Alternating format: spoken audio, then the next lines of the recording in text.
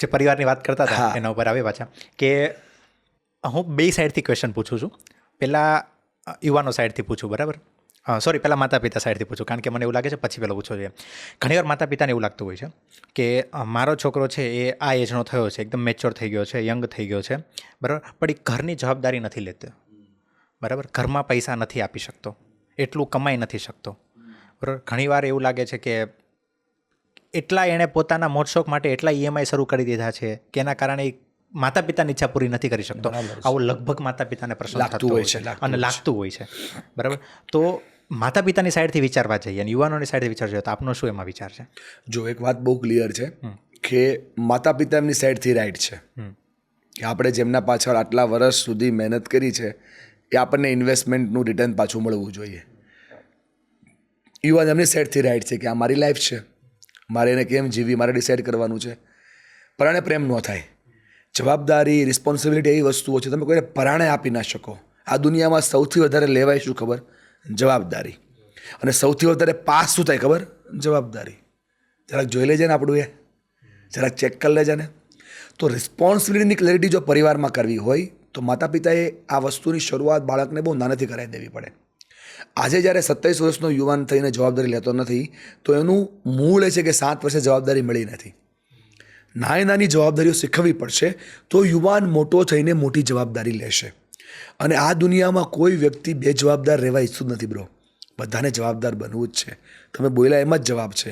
જો એ યુવાન EMIની જવાબદારી લઈ શકે તો પપ્પાની દવાની કેમ નહીં લઈ શકે?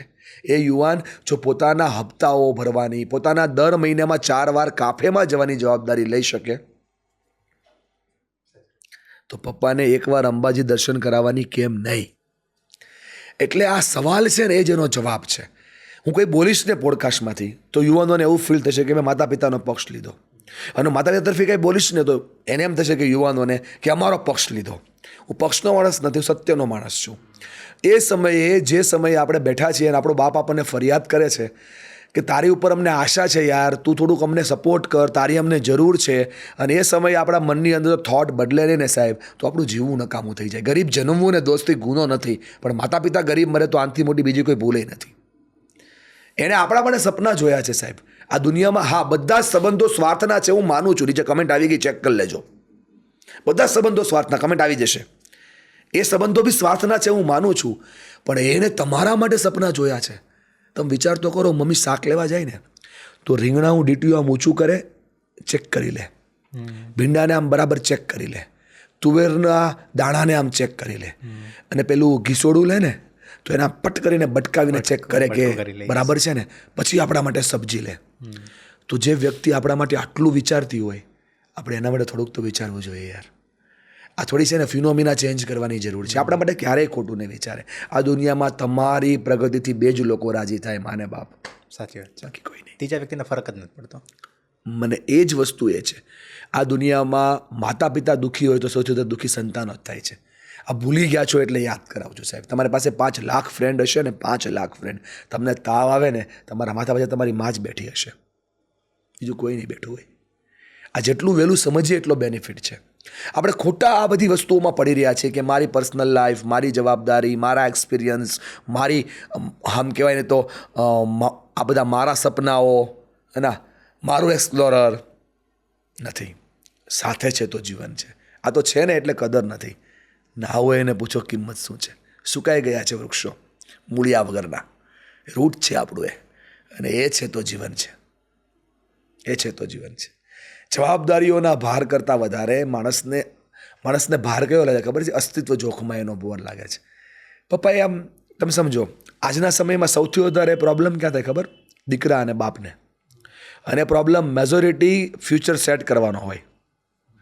પપ્પાની ઈચ્છા કંઈક અલગ હોય, બાળકની ઈચ્છા કંઈક અલગ હોય. બંને સાચા છે.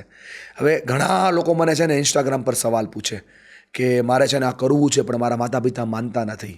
સાચું કહું, તમને મનાવતા આવડતા નથી, તમે સાબિત થયા નથી.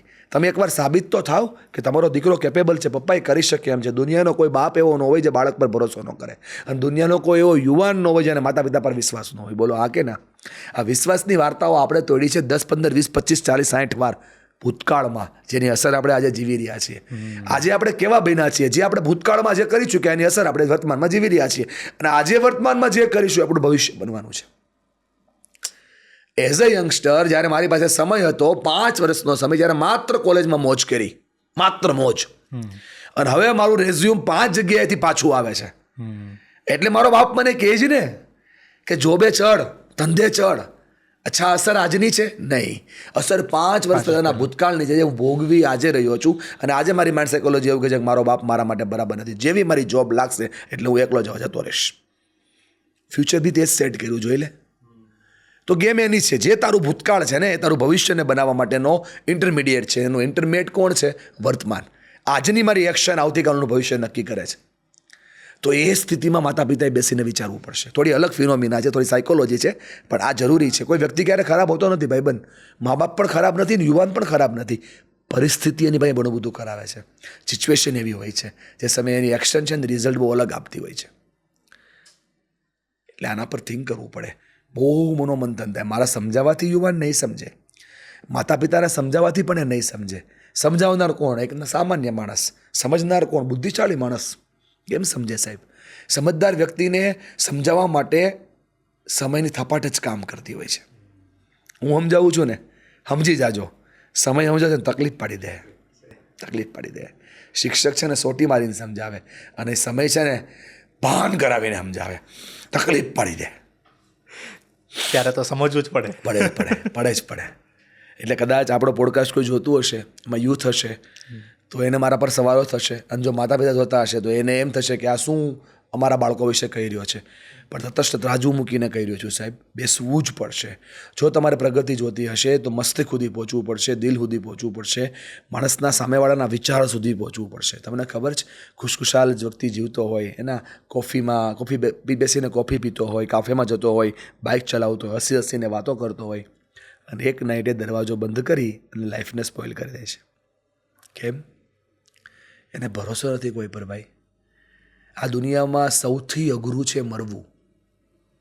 માણસ છેલ્લો રસ્તો પસંદ કરે મરવાનો. તો કયા કયા રસ્તા બંધ થયા હોય? સૌથી પહેલાં તો એના માતા પિતાના રસ્તા બંધ થયા હોય ને. દુનિયા તો પછી આવે, ફ્રેન્ડ, ફિલોસોફર બધા પછી આવે. પહેલાં મા અને બાપ આવે. જેટલા લોકોએ આ દુનિયામાંથી આ રીતે વિદાય લીધી ને, અણધારી વિદાય, તમે ચેક કરજો. એમના રિલેશન્સ, એમના સંવાદ, એમના કમ્યુનિકેશન માતા પિતા વચ્ચે ઓછા થઈ ગયા હતા. નહીંતર બાપ મરવા ન દે. ખંભા પર હાથ મૂકીને કે તારો બાપ હજી બેઠો છે, બેઠો જ તારો બાપ હજી. શિવશક્તિ માર્કેટ અમારા સુરતમાં સળગ્યું ને, 3 દુકાન એક વ્યક્તિની જડી ગઈ હતી. માથું પછાડે, પાછળથી એક વ્યક્તિ આવીને ઊભો કરીને ખંભા પર હાથ મૂકીને કીધું, બેટા સાયકલ લઈને તારો બાપ આવ્યો હતો, તારો બાપ સાયકલ લઈને આવ્યો હતો. આ 3 બેળી બીજી 30 બનાવશું. મુંજાઈ શું ગયો? 5 લાખના દેણામાં થોડો દીકરાને મરવા દે બાપ. કિડની વેચી નાખે. તમને ખબર છે? એ અસ્તિત્વ જ એવું છે. માં અડધી રોટલીમાંથી અડધી ખવડાવી દે. તમે એમ કહો ને 1 ચમચી શાક આપો ને, જોજો માં 2 ચમચી જ નાખશે. ચેક કરજો. સમજો છો ને? તો જે તમારી 1 ચમચી શાકમાં 2 ચમચી શાક આપી દેતી હોય, એ તમને હારવા દે યાર? નો હારવા દે. સમજો મારા પ્યારા યુવાનો. અને મારા માતા પિતાને પણ કહેવું છે, માત્ર યુવાનો નહીં, તમારા 18 વર્ષના બાળકો પછી તમે એટલી અપેક્ષા ના રાખો કે 80 વર્ષના મેચ્યોર વ્યક્તિનું વર્તન આપશે. તમારી ઉંમર 60ની થઈ છે, એની તો 18ની છે ને. એને જે ઉંમરના અનુભવો લેવાના બાકી છે, એને જાતે અનુભવો કરવા દો, એને જાતે જીવવા દો, એને જાતે પડવા દો, જાતે ઊભા થવા દો. આ માતા પિતાની એક બહુ મોટી ઘેલછા છે કે અમારા અધૂરા સપના અમારા બાળકો પૂરા કરશે. શું તમારા બાળકો તમારા અધૂરા સપના પૂરા કરવાનું મશીન છે? You are only trustee my dear. You are only owner my dear. You are not trustee. તમે માત્ર ને માત્ર તમે માળી છો, માલિક નહીં. તમે સપનાઓ શેર કરો. તમને ખબર છે, 100માંથી 85 વ્યક્તિ પોતાનું કરિયર એટલે પસંદ કરે છે કે મારા પપ્પાએ કીધું. સાચી વાત છે. અને તમારા અમદાવાદના ડૉક્ટરને ઓળખું છું. હા, બહુ સારા ડૉક્ટર, મારા ફ્રેન્ડ છે, બહુ સારા ડૉક્ટર છે. મને સાથે ભણતા હતા 1 થી 9 ગામડે. આજે સારા ડૉક્ટર છે અને સરસ કમાય છે અને બહુ સારું એમનું વેલસેટ છે. મારે બેસવાનું થયું. ફ્રેન્ડ્સ છીએ, જૂના ફ્રેન્ડ્સ, ચડ્ડી બડ્ડી ફ્રેન્ડ. વાતમાંથી વાત નીકળીને મેં કીધું કે તું આ બધું કામ તો કરે છે પણ તને ઇન્ટરેસ્ટ તો બધું ઇન્વેસ્ટમેન્ટમાં બહુ છે. તું ડૉક્ટર તો MS તું બની ગયો, તું આ બધું કેમ? એમ મને કે મારે થોડું ડૉક્ટર થવું હતું. મારી માએ કર્યો. એ આજે બી તમારા વસ્ત્રાલ વિસ્તારમાં નવી જમીન આવે એટલે પહેલો પ્લોટ એ લે. કેમ કે એને ઇન્વેસ્ટમેન્ટમાં ઇન્ટરેસ્ટ છે. એની પાસે 3 કિલો સોનું છે. તમે સમજો, નામ નહીં લઉં કેમ કે આઈટીનો રેટ, પણ આ મેં કીધું કે તું આ છઠ્ઠા માળે આવડી સારી હોસ્પિટલ ચલાવે છે અને તું ફોન તો બધા જમીનના પૂછે છે. મને કે મારે નહોતું થવું, મારી માએ મને ડૉક્ટર બનાવ્યો છે. તો કેટલી માએ પોતાના બાળકોને ડૉક્ટર બનાવી દીધા હશે કે જેને બનવાની જરૂર નહોતી. સમજો, આ બહુ મોટો પ્રશ્ન છે. આ એટલા માટે કહું છું કે માણસ ડિપ્રેસ ક્યારે થાય? જ્યારે પેશન પર કામ ન થાય. ગમતું કામ કરતો માણસ દુઃખી થાય જ નહીં. તમે વિચાર તો કરો, તમારા કાલાપુર સ્ટેશનની બહાર 2 નાનકડી આમ વાસની આમ નાખી અને ઉપર એક દોડી નાખીને એક 5 વર્ષની દીકરી એના પર ચાલતી હોય છે. એ ડિપ્રેસ નથી? જેને કાલ હું થવાનું ખબર નથી, ડિપ્રેસ નથી? તો મસ્ત મજાની સિયાસ ગાડી ચલાવતો, કોકના પૈસાની ગાડી, કોકના પૈસાના હપ્તા ભરતો વ્યક્તિ ડિપ્રેસ કેમ થઈ જાય છે? કેમ કે પેશન પર કામ કરતો નથી. પેશન એમનું મળી જાય તો એને જીવવાની મજા આવી જાય. જીવવા માટે પેશન બહુ જરૂરી છે. અને પેશન જો પૈસા આપે તો જલસો પડી જાય, તો મોજ પડી જાય. સમજાય? તો માતા પિતાએ ટાઈમ દેવો જોઈએ બાળકોને પેશન પર કામ કરવાનો. હા, નથી કરી શકતા તો ઓપ્શન ઘણા બધા છે. પછી બધા માટે, બધા જ લોકો બધું કરવા માટે નથી બન્યા હોતા, પણ બધું કરવા માટે નથી બન્યા હોતા એની પાછળ પર કંઈક કરવા માટે બન્યા હોય છે. અને જે કંઈક કરવા માટે બન્યા હોય છે, જો એને કરવા દો તો કંઈક ને કંઈક ચોક્કસ કરે છે. એ કંઈક શું છે એ ગોતી લેવું પડે. તો આ બધા પ્રોબ્લેમ સોલ્વ થઈ જાય. તમને ખબર પ્રોબ્લેમ હું કામ થાય? પૈસા ન આવે એટલે. હા, મૂળ તો એ જ છે. તમે કદાચ ગમે તેમ કરતા હશો, તમારા માતા પિતા, તમારા સંબંધો બી થોડા ખાટા મીઠા થતા હશે, પણ તમારા ઘરે પૈસા આવતા હશે ને, તો સાગર સોનાની થાળીમાં જમશે. દૂધતી ગાયની લાત પણ લોકો સહન કરે, અને જો ગાય દૂધતી બંધ થાય ને પૂંછડી આમ હલાવે ને પટ, તો બી એક લાઠી પડે. ફિલોસોફી આખી અલગ છે, પણ સમજણ બહુ અલગ છે. માતા પિતાને પણ સ્પેસ ક્રિએટ કરવી પડશે અને બચ્ચાઓને પણ સ્પેસ ક્રિએટ કરવી પડશે. લોકો શું કરે ખબર? એક તરફી તલવાર ચલાવે. સુધરો માતા પિતા, સુધરો નહીં, સુધરો બાળકો નહીં, બંને સુધરો. કેમ કે બંનેને ભેગું રહેવાનું છે. બંને જોડે ચાલશે, બંને અને હજી સાથે એક પાત્ર ચાલશે તો તો જ ઇન્વોલ્વ બધું. થયું જ નથી આમાં, જે બીજાના ઘરનું છે. 22 વર્ષ બીજાના ઘર રહીને એવું છે. બધા ડખાતા થઈ સ્ટાર્ટ થાય પાછું.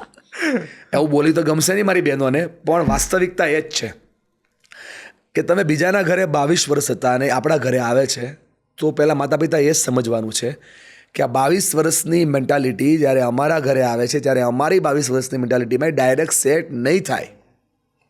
એને એવું ફીલ કરાવવું પડશે કે આ તારું જ ઘર છે. જ્યારે ફીલ થયું તો એ ઘરનું સભ્ય બની ગયું. જો એ ફીલ ના થયું તો એક ઘરમાંથી 2 ઘર થયા. લખી રાખજો.